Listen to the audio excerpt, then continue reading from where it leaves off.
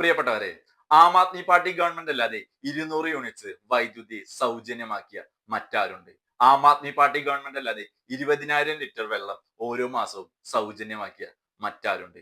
Aam Aadmi party government അല്ലാതെ സ്ത്രീകൾക്ക് സൗജന്യ ബസ് യാത്രാ സംവിധാനം ഒരുക്കിയ മറ്റാരുണ്ട്?